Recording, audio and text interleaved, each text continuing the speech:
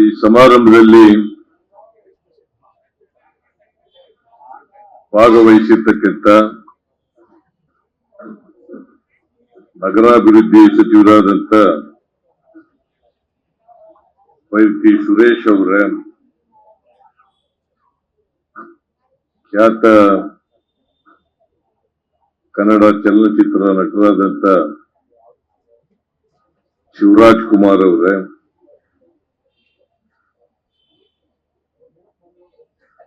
ಹಿರಿಯ ನಟರು ರಾಜ್ಯಸಭಾ ಸದಸ್ಯರು ಆದಂತ ಶ್ರೀ ಜಗ್ಗೇಶ್ ಅವರೇ,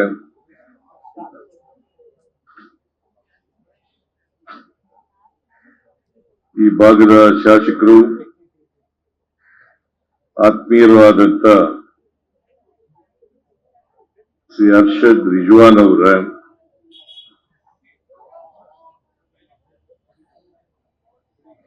ಕನ್ನಡ ನಿರ್ಮಾಪಕ ಈ ಸಮಿತಿಯ ಅಧ್ಯಕ್ಷರು, ಮಾಜಿ ಚಲನಚಿತ್ರ ನಿರ್ಮಾಪಕರ, ಆಮೇಲೆ ವಾಣಿಜ್ಯ ಮಂಡಳಿಯ ಅಧ್ಯಕ್ಷರು ಆದಂತ ಶ್ರೀ ಸಾರಾ ಗೋವಿಂದ ಅವರ, ನಮ್ಮ ಚಲನಚಿತ್ರ ಅಕಾಡೆಮಿಯ ಅಧ್ಯಕ್ಷರು, ಖ್ಯಾತ ಹಾಸ್ಯ ನಟರು ಆದಂತ ಸಾಧು ಕೋಕಿಲ ಅವರ,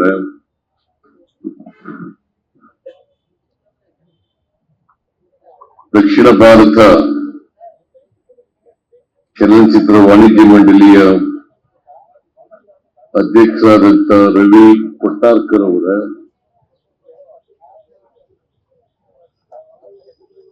ಕರ್ನಾಟಕ ಚಲನಚಿತ್ರ ವಾಣಿಜ್ಯ ಮಂಡಳಿಯ ಅಧ್ಯಕ್ಷರಾದಂತ ಎನ್ ಸುರೇಶ್ ಅವರ, ಚಲನಚಿತ್ರ ನಿರ್ಮಾಪಕರ ಸಂಘದ ಅಧ್ಯಕ್ಷರಾದಂತ ಉಮೇಶ್ ಪಣ್ಕಾರ್ ಅವರ, ವೇದಿಕೆ ಮೇಲಿರ್ತಕ್ಕಂಥ ಎಲ್ಲ ಆಹ್ವಾನಿತ ಗಣ್ಯರೇ, ಇಲ್ಲಿ ಭಾಗವಹಿಸಿರ್ತಕ್ಕಂಥ ಎಲ್ಲ ಕನ್ನಡ ಚಲನಚಿತ್ರ ನಿರ್ಮಾಪಕರುಗಳೇ, ಮಾಜಿ ಅಧ್ಯಕ್ಷರುಗಳೇ, ಇತರ ಎಲ್ಲ ಸೋದರ ಸೋದರಿಯರೇ, ಮಾಧ್ಯಮದ ಗೆಳೆಯರೇ,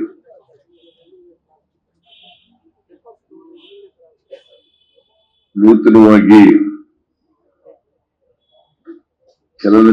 ಕನ್ನಡ ಚಲನಚಿತ್ರ ನಿರ್ಮಾಪಕರ ಸಂಘದವರು ಒಂದು ಸ್ವಂತ ಕಟ್ಟಡವನ್ನ ನಿರ್ಮಾಣ ಮಾಡಿದ್ದಾರೆ. ಈ ಕಟ್ಟಡದ ಉದ್ಘಾಟನೆ ಮಾಡಬೇಕು ಅಂತೇಳಿ ಸಾರಾ ಗೋವಿಂದ ಅವರು, ಸುರೇಶ್ ಅವರು, ಉಮೇಶ್ ಪಣ್ಕಾರ್ ಅವರು, ಇನ್ನೂ ಕೆಲವು ನಿರ್ಮಾಪಕರ ಸಂಘದ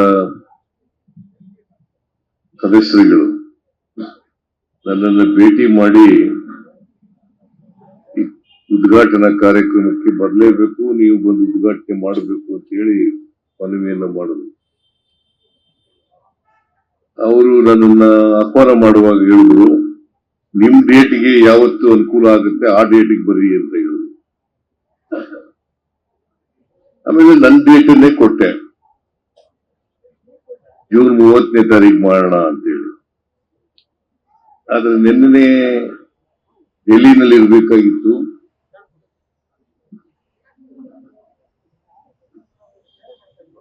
ಡೆಲ್ಲಿನಲ್ಲಿ ಪ್ರಧಾನಮಂತ್ರಿಗಳು ರಾತ್ರಿ 8 ಗಂಟೆಗೆ ನನಗೆ ಅಪಾಯಿಂಟ್ಮೆಂಟ್ ಕೊಟ್ಟರು. ಹಾಗಾಗಿ ಸುಮಾರು 9:15 ಅವ್ರ ಜೊತೆಯಲ್ಲಿ ಬೆಂಗಳೂರು ನಗರದ ಅಭಿವೃದ್ಧಿ ಬಗ್ಗೆ, ಕರ್ನಾಟಕದ ಅಭಿವೃದ್ಧಿ ಬಗ್ಗೆ, ಯಾವ್ಯಾವ ಪ್ರಾಜೆಕ್ಟ್ಗಳು ಪ್ರಸ್ತಾವಗಳು ಪೆಂಡಿಂಗ್ ಇದಾವೆ ಅವುಗಳ ಬಗ್ಗೆ ಚರ್ಚೆ ಮಾಡ್ತಕ್ಕಂಥದ್ದು ಸಮಯ ಆಯಿತು. ನನಗೆ ಬರಲೇಬೇಕು ಅಂತೇಳಿ ನೀವೇ ತಾರೀಖು ಕೊಟ್ಟಿದ್ದೀರಿ ಅಂತೇಳಿ ಸಾರಾ ಗೋವಿಂದ್ ಅವರು ಒತ್ತಾಯ ಮಾಡಿದ್ರು. ನಾನು ಇಲ್ಲಪ್ಪ ಬಂದೇ ಬರ್ತೀನಿ, ನಾನು ತಪ್ಪಿಸ್ಕೊಳ್ಳಲ್ಲ ಅಂತ ಹೇಳಿದೆ. ಹಾಗಾಗಿ ರಾತ್ರಿ ಲೇಟ್ ಆಗಿ ಬಂದ್ರು ಕೂಡ ಇವತ್ತು ಉದ್ಘಾಟನೆ ಮಾಡ್ತಕ್ಕಂಥ ಅವಕಾಶ ಸಿಕ್ಕಿಲ್ಲ. ನಾನು ಅತ್ಯಂತ ಸಂತೋಷದಿಂದ ಕನ್ನಡ ಚಲನಚಿತ್ರ ನಿರ್ಮಾಪಕರ ಸಂಘದ ಕಟ್ಟಡವನ್ನ ಉದ್ಘಾಟನೆಯನ್ನ ಮಾಡಿದ್ದೇನೆ.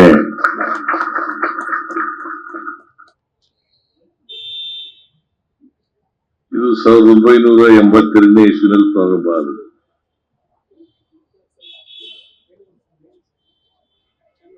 ದಿವಂಗತ ಶ್ರೀಮತಿ ಪಾರ್ವತಮ್ಮನವರು ಕೂಡ ಇದಕ್ಕೆ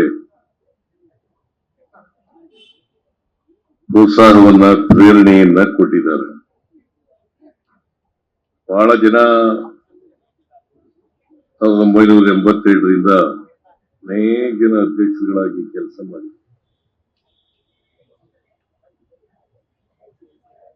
ಅವ್ರಿಗೆಲ್ಲರಿಗೂ ಕೂಡ ಧನ್ಯವಾದಗಳನ್ನ ಹೇಳಲಿಕ್ಕೆ ಬಯಸ್ತಾ ಇದ್ದೀನಿ. ಸುಮಾರು 42 ವರ್ಷಗಳ ನಂತರ ಒಂದು ಸ್ವಂತ ಕಟ್ಟಡ ದೊರಕಿದೆ. ಅದು ನನ್ನ ಕೈನಿಂದ ಉದ್ಘಾಟನೆ ಮಾಡಿಸಿದ್ರು. ಕನ್ನಡ ಚಲನಚಿತ್ರ ಬೆಳೆಯಲಿ, ನಿರ್ಮಾಪಕರು ಚಲನಚಿತ್ರ ಮಾಡ್ತಕ್ಕಂಥದ್ರಲ್ಲಿ ಕೈ ಸುಟ್ಟುಗಳೇ ಇರ್ತಕ್ಕಂಥ ಸಂದರ್ಭ ಒದಗಿರಲಿ ಅಂತ ಹೇಳಿ ಈ ಸಂದರ್ಭದಲ್ಲಿ ಆಶಿಸ್ತೇನೆ.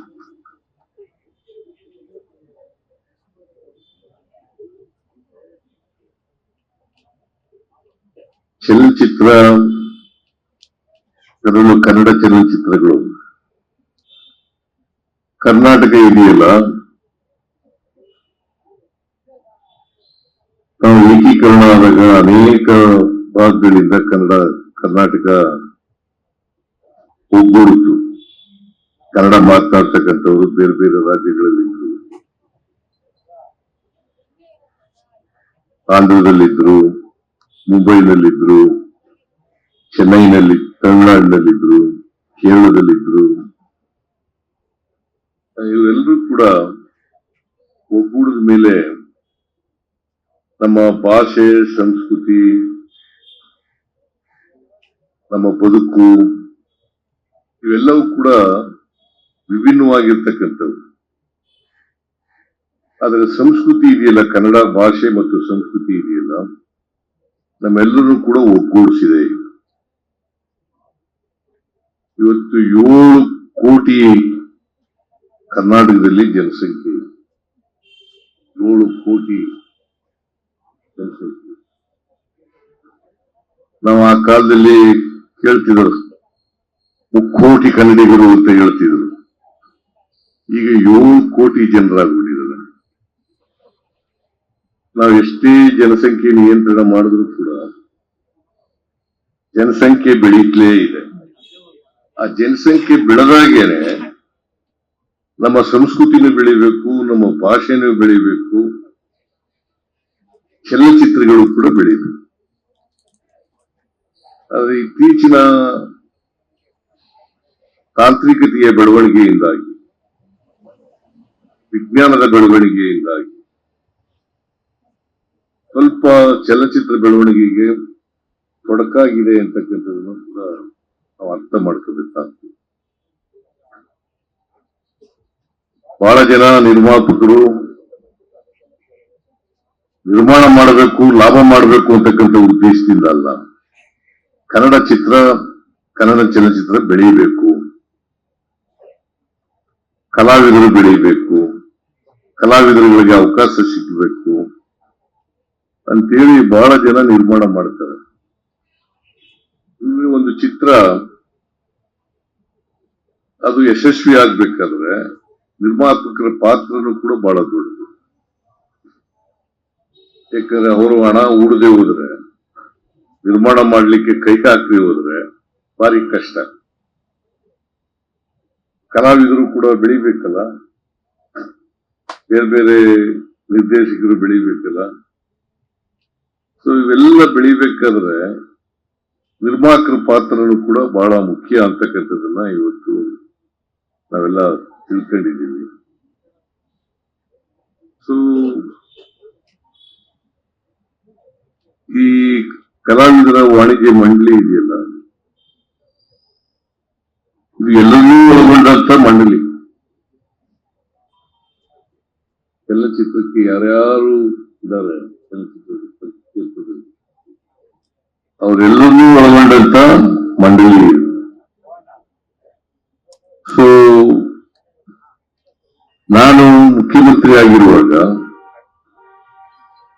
ಕನ್ನಡ ಚಲನಚಿತ್ರ ಬೆಳೀಲಿಕ್ಕೆ ಏನ್ ಸಹಾಯ ಮಾಡ್ಲಿಕ್ಕೆ ಸಾಧ್ಯ ಆಗ್ತದೆ ಎಲ್ಲ ಮಾಡಿದ್ದೀನಿ, ಮುಂದಿನೂ ಕೂಡ ಮಾಡ್ತೇನೆ ಅಂತಕ್ಕಂಥ ಮಾತುಗಳನ್ನ ಹೇಳಲಿಕ್ಕೆ ಬಯಸ್ತೇನೆ. ಯಾಕಂದ್ರೆ ಕನ್ನಡ ಚಿತ್ರ ಬೆಳಿಬೇಕಾಗ್ತದೆ.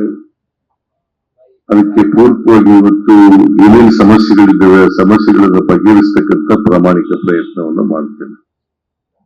ನಾನು ಅದಕ್ಕೆ ಹೇಳ್ತಾ ಇದ್ದೆ, ನಾನು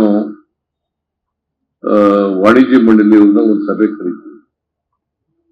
ಸಭೆ ಕರೆದು ಏನೇನು ಸಮಸ್ಯೆಗಳಿದ್ದಾವೆ ಸಮಸ್ಯೆಗಳನ್ನ ಕೇಳಿ ಅವುಗಳನ್ನ ಪರಿಹರಿಸ್ತಕ್ಕಂಥ ಕೆಲಸವನ್ನ ಮಾಡ್ತೇನೆ ಅಂತಕ್ಕಂಥ ಮಾತುಗಳನ್ನ ಹೇಳಲಿಕ್ಕೆ ಬಯಸ್ತೀನಿ. ಆಮೇಲೆ ಈ ಚಲನಚಿತ್ರ ಪ್ರಶಸ್ತಿಗಳು 4 ವರ್ಷದಿಂದ ಕೊಟ್ಟಿಲ್ಲ ಅಂತಿದ್ರು. ನಾನು ಆಯ್ತಾ, ಕ್ಲಿಯರ್ ಆಯ್ತಾ?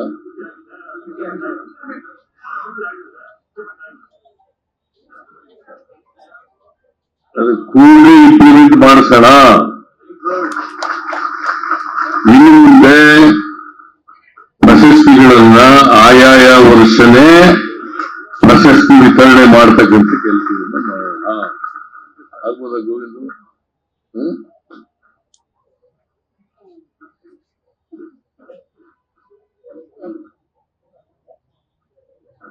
ಆಮೇಲೆ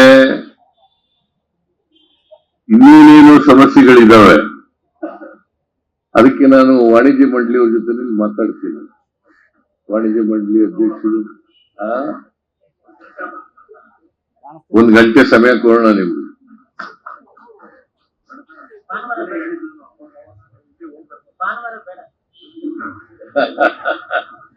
ಈಗ ನಮ್ಮ ಅಕಾಡೆಮಿ ಅಧ್ಯಕ್ಷರು ಸಾಧಕ್ ವಕೀಲ್ ಅವ್ರು ಹೇಳ್ತಾರೆ ಭಾನುವಾರ ಬೇಡ ಅಂತ. ಭಾನುವಾರನೇ ಒಳ್ಳೇದು ನಿಮ್ಗೆ ಮಾತಾಡಕ್ಕೆ.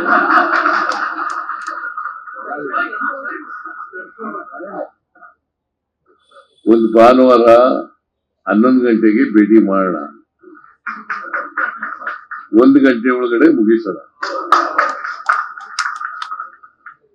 ಸೊ ಅದನ್ನ ಮಾಡ್ತಕ್ಕಂಥ ಕೆಲಸವನ್ನ ಮಾಡೋಣ ಅಂತ ಹೇಳ್ತೇನೆ.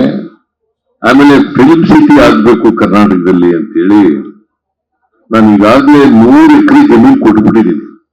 ನಮ್ಮ ಸರ್ಕಾರ ಇದ್ದಾಗ 100 ಎಕರೆ ಜಮೀನು ಕೊಟ್ಟು ಆಗ್ಬಿಟ್ಟದೆ. ಅದನ್ನ PPP ಮಾಡೆಲ್ ಮಾಡಬೇಕು ಅಂತೇಳಿ ಉದ್ದೇಶ ಇರ್ತಕ್ಕಂಥದ್ದು. ಸರ್ಕಾರವೇ ಮಾಡಕ್ಕಾಗಲ್ಲ, ಪಬ್ಲಿಕ್ ಪ್ರೈವೇಟ್ ಪಾರ್ಟ್ನರ್ಶಿಪ್ ನಲ್ಲಿ ಮಾಡಬೇಕು ಅಂತೇಳಿ ಉದ್ದೇಶ ಇದೆ. ಅದು ಕೂಡಲೇ ಶಂಕುಸ್ಥಾಪನೆ ನೆರವೇರಿಸೋಣ. ಯಾವ ತೊಡಕು ಇಲ್ಲ ಜಮೀನುಗಳಿಗೆ. ಒಂದ್ಸಾರಿ ಬೆಂಗಳೂರಿನಲ್ಲಿ ಮಾಡಬೇಕು ಅಂತಿದ್ರು, ಬಹುಶಃ ನಿಮ್ಗೆಲ್ಲ ಮೈಸೂರು ಮಾಡ್ಲಿಕ್ಕೆ ಒಪ್ಪಿಗೆ ಇದೆ ಅಂತೇಳಿ ನಾನು ಭಾವಿಸ್ಕೊಂಡಿದ್ದೇನೆ. ಇದು ಡಾಕ್ಟರ್ ರಾಜ್ಕುಮಾರ್ ಅವರ ಅಪೇಕ್ಷೆಯೂ ಕೂಡ ಆಗಿತ್ತು, ಮೈಸೂರಿನಲ್ಲಿ ಆಗ್ಬೇಕು ಅಂತ. ರಾಜ್ಕುಮಾರ್ ಅವರು ಹೇಳಿ ಕೇಳಿ ನಂಬ್ತೀನಿ. ಅದಕ್ಕೆ ನನಗೆ ಯಾವಾಗಲೂ ನಾನು ಭೇಟಿ ಮಾಡಿದಾಗ ನಮ್ ಕಾಡ್ನವರು ಬರ್ರಿ ಅಂತ ನೋಡಿ. ಸುಂದರರಾಜ್ ಅವನು ಮೈಸೂರವನು.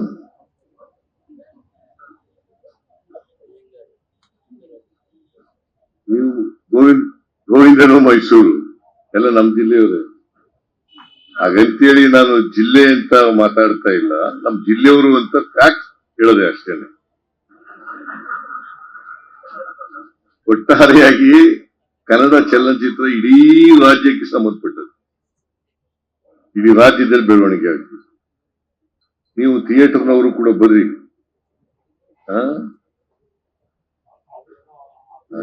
ಹೌದು, ಸಿನಿಮಾಗಳು ಜಾಸ್ತಿ ಆಗ್ತಾ ಇದಾವೆ, ಥಿಯೇಟರ್ಗಳ ಸಂಖ್ಯೆ ಕಡಿಮೆ ಆಗ್ತಾ ಇದಾವೆ. ಬಟ್ ಏನಪ್ಪಾ ಅಂತಂದ್ರೆ ನಮ್ಮಲ್ಲೂ ಕೂಡ ಕ್ವಾಲಿಟಿ ಸಿನಿಮಾಗಳು ಬರಲಿ ಅಂತೇಳಿ ಸಮಾಜದ ಮೇಲೆ ಹೆಚ್ಚು ಪರಿಣಾಮ ಬೀರ್ತಕ್ಕಂಥ ಚಿತ್ರಗಳು ಬರಲಿ, ಸಾಮಾಜಿಕ ಕಳಕಳಿ ಇರ್ತಕ್ಕಂಥ ಸಿನಿಮಾಗಳು ಬರಲಿ ಅಂತೇಳಿ ಆಶಿಸ್ತೇನೆ. ಅಲ್ಲೂ ಪ್ರೊಡ್ಯೂಸರ್ ಇರ್ಬೋದು, ಡೈರೆಕ್ಟರ್ ಇರ್ಬೋದು, ಕಲಾವಿದರಿರ್ಬೋದು, ಎಲ್ಲರೂ ಸೇರ್ಕೊಂಡು, ತಂತ್ರಜ್ಞರಿರ್ಬೋದು, ಎಲ್ಲರೂ ಕೂಡ ಸೇರ್ಕೊಂಡು ಉತ್ತಮವಾದಂತ ಸಿನಿಮಾಗಳು ಮಾಡಿದ್ರೆ ನೋಡೇ ನೋಡ್ತಾರೆ, ಜನ ನೋಡ್ತಾರೆ. ಈಗ ನೀವು ಮೊಬೈಲ್ ನಲ್ಲಿ ನೋಡಿದ್ರೆ ಸಿನಿಮಾನ ಥಿಯೇಟರ್ ನಲ್ಲಿ ನೋಡೋದಾಗ ಆಗಲ್ಲ. ನಾವೆಲ್ಲ ಕಾಯ್ಕತ್ತಿದ್ದು ರಾಜ್ಕುಮಾರ್ ಸಿನಿಮಾ ಬಂದ್ರೆ ಬೆಳಿಗ್ಗೆ ನೀವು ಕ್ಯೂ ನಲ್ಲಿ ನಿಂತ್ಕೊತಿದ್ದು ಟಿಕೆಟ್ಗೋಸ್ಕರ. ರಾಜ್ಕುಮಾರ್ ಸಿನಿಮಾ ಬಂದಾಗ ಒಂದೊಂದು ರಾಜ್ಕುಮಾರ್ ಸಿನಿಮಾಗಳನ್ನ 2 ಸಾರಿ 3 ಸಾರಿ ನೋಡ್ತಕ್ಕಂಥ ಪ್ರಯತ್ನ ಮಾಡ್ತಾರೆ. ಯಾಕಂದ್ರೆ ಬಹಳ ದೀರ್ಘವಾಗಿ ನಡೆಯವಲ್ಲ. ಸೊ ಹಾಗಾಗಿ ಸಿನಿಮಾ ನೋಡ್ತಕ್ಕಂಥದ್ದು ಮಾಡ್ತಾರೆ. ಬಟ್ ಕ್ವಾಲಿಟಿ ಸಿನಿಮಾಗಳನ್ನ ಮಾಡಿದ್ರೆ, ಗುಣಮಟ್ಟದ ಸಿನಿಮಾಗಳನ್ನ ಮಾಡಿದ್ರೆ ಜನ ನೋಡೇ ನೋಡ್ತಾರೆ. ಅದಕ್ಕೆಲ್ಲರೂ ಪ್ರಯತ್ನ ಮಾಡಬೇಕು. ಪ್ರೊಡ್ಯೂಸರು, ಡೈರೆಕ್ಟರು, ಆಕ್ಟರ್ಗಳು ಮತ್ತೆ ಥಿಯೇಟರ್ಗಳು ಇವೆಲ್ಲರೂ ಕೂಡ ಪ್ರಯತ್ನ ಮಾಡಿದ್ರೆ ಸಾಧ್ಯ ಆಗ್ತದೆ. ಅದನ್ನ ಮಾಡ್ಲಿ ಅಂತೇಳಿ ನಾನು ಯಾವಾಗಲೂ ಕೂಡ ಕನ್ನಡ ಚಲನಚಿತ್ರದ ಬೆಳವಣಿಗೆಯ ಪರವಾಗಿದ್ದೇನೆ. ಯಾವತ್ತೂ ಕೂಡ ಸಹಾಯ ಮಾಡಲಿಕ್ಕೆ ಹಿಂದೆ ಬೀಳಲ್ಲ.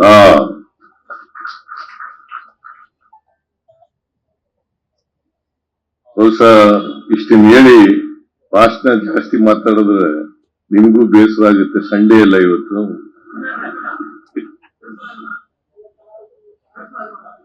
ಇಲ್ಲಪ್ಪ, ಬೇಡ, ಸಾಕು. ನೀನು ಬಣಕಾರಲ್ಲ, ಬಣಕಾರ್ ಮಾತಾಡ್ತಾ ಇದ್ವಿ ಬಹಳ. ಆಮೇಲೆ ಈ ಕಟ್ಟಡ ಸಹಾಯಾರ್ಥ ತಾರಾ ಗೋವಿಂದ್ ಅವರು ಕೇಳಿದ್ರು, ಸಹಾಯ ಮಾಡಬೇಕು, ಇದಕ್ಕೆ ಆರ್ಥಿಕ ಸಹಾಯ ಮಾಡಬೇಕು ಅಂತ. ಆರ್ಥಿಕ ಸಹಾಯ ಮಾಡುತ್ತೇನೆ.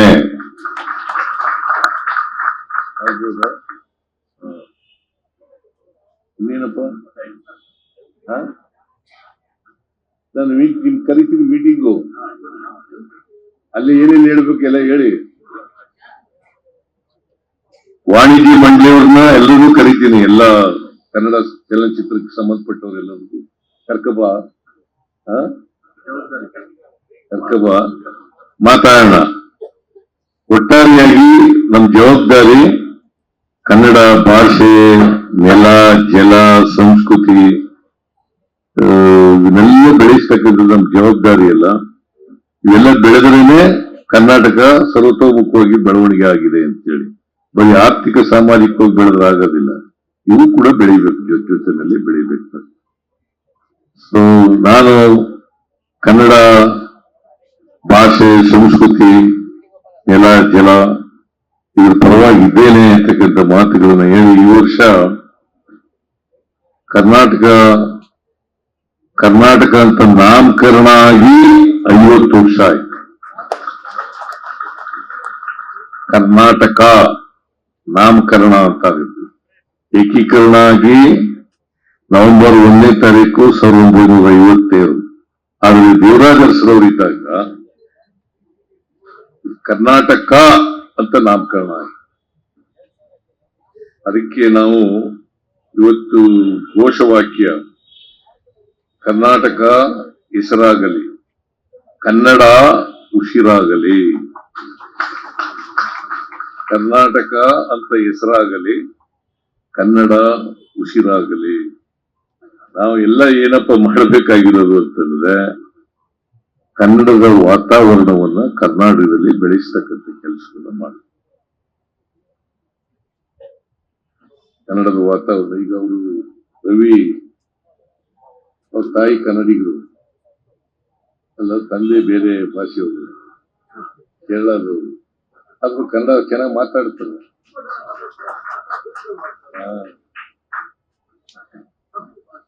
ಮಾತೃಭಾಷೆ ಕನ್ನಡ. ಅದಕ್ಕೆ ನಾವು ಕನಿಷ್ಠ ಪ್ರಮಾಣದ ಅಭಿಮಾನವನ್ನ ನಮ್ಮ ಮಾತೃಭಾಷೆ ಬಗ್ಗೆ ಬೆಳೆಸಿಕೊಳ್ತಕ್ಕಂಥ ಪ್ರಯತ್ನ. ಅದನ್ನ ಪ್ರತಿಯೊಬ್ಬರು ಮಾಡಿದ್ರೆ ಕನ್ನಡ ಭಾಷೆನೂ ಬೆಳೀತದೆ, ಕನ್ನಡ ಸಂಸ್ಕೃತಿನೂ ಬೆಳೀತದೆ, ಕನ್ನಡ ಚಲನಚಿತ್ರಗಳು ಬೆಳೀತವೆ, ಕನ್ನಡ ನಾಡು ಆರ್ಥಿಕವಾಗಿ ಸಾಮಾಜಿಕವಾಗಿ ಅಭಿವೃದ್ಧಿ ಆಗ್ಲಿಕ್ಕೆ ಕೂಡ ಸಾಧ್ಯ ಆಗ್ತದೆ. ಏನಪ್ಪ,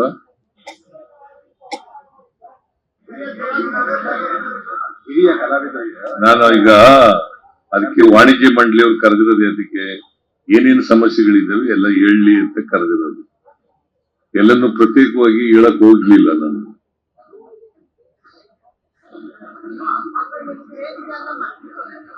ಯಾರು ಅದೆಲ್ಲ ಹೇಳಮ್ಮ, ಅವ್ರಿಗೆ ಅವ್ರ ಕೊಡಮ್ಮ.